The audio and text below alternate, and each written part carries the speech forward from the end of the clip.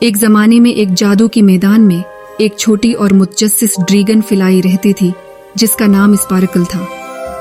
اس کی چمکتی پنکھی تھی جو سورج کی روشنی میں چمکتی تھی اور وہ اپنی ارد گرد کی دنیا کو تلاش کرنا پسند کرتی تھی۔ ایک صبح جب وہ گھاس کے میدان کی گرد دوڑ رہی تھی، اس نے پریشان چیونٹیوں کے ایک گروپ کو دائرے میں جمع ہوتی دیکھا۔ ہمیشہ کی طرح متجسس وہ یہ دیکھنے کے لیے نیچے اڑ گئی کہ انہیں کیا پریشان کر رہا ہے۔ ہیلو چھوٹی چیونٹی، کیا بات ہے؟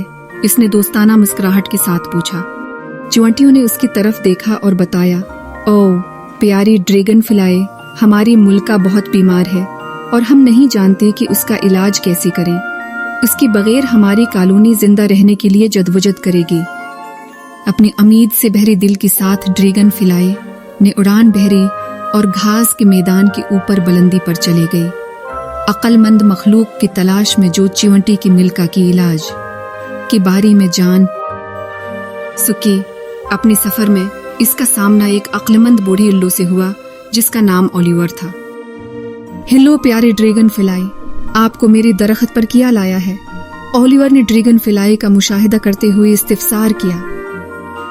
ہیلو عقل مند الو، چیونٹی کی ملکہ بہت بیمار ہے اور میں اس کا علاج تلاش کرنے کی کوشش کر رہی ہوں۔ کیا آپ کو کوئی جادوئی علاج معلوم ہے؟ ڈریگن فلائی نے امید سے پوچھا۔ الو نے سوچ سمجھ کر اپنے پروں کو مارا اور جواب دیا، جنگل میں ایک جادوئی صاف تالاب ہے جس میں شفا بخش پانی موجود ہے۔ اگر آپ اس پانی کا ایک قطرہ لے آئیں تو یہ چیونٹی کی ملکہ کو بچا سکتا ہے۔ ڈریگن فلائی نے اولیور کا شکریہ ادا کیا اور جادو کی جنگل کی طرف روانہ ہوئے۔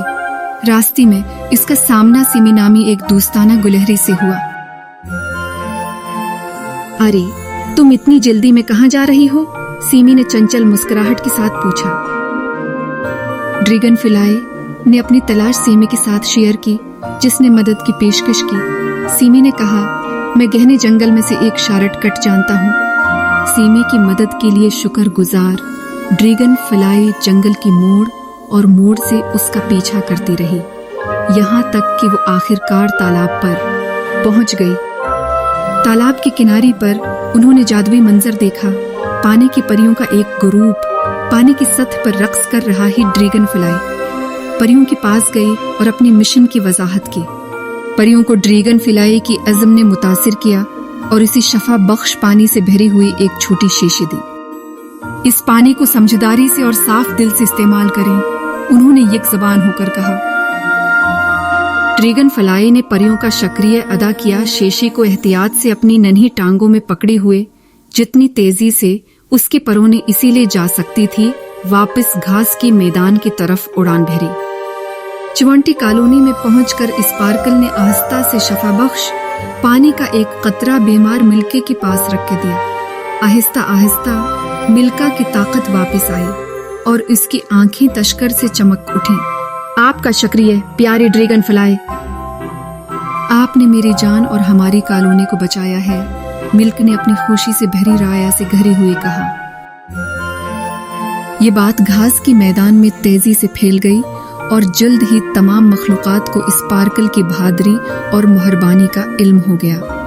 گھاس کے میدان کے جانوروں نے اس کے اعزاز کے لیے ایک شاندار جشن منایا۔ اس دن کے بعد ڈریگن فلائی گھاس کے میدان میں ایک ہیرو بن گیا جو اپنی ہمت اور ہمدردی کے لیے دور دور تک جانا جاتا ہے۔ وہ اپنی آس پاس کی دنیا کو تلاش کرتی رہی، ہمیشہ نئی مہم جوئی کے لیے تیار رہتی تھی اور چیونٹیوں اور دیگر مخلوقات کے ساتھ اس کی دوستی پروان چڑھی۔ ننھی ڈریگن فلائی نے یہ ثابت کیا کہ ہم میں سے سب سے چھوٹا بھی ایک بہادر دل اور دوسروں کی مدد کرنے کی ارادے کے ساتھ بڑے سے بڑا کام کر سکتا ہے۔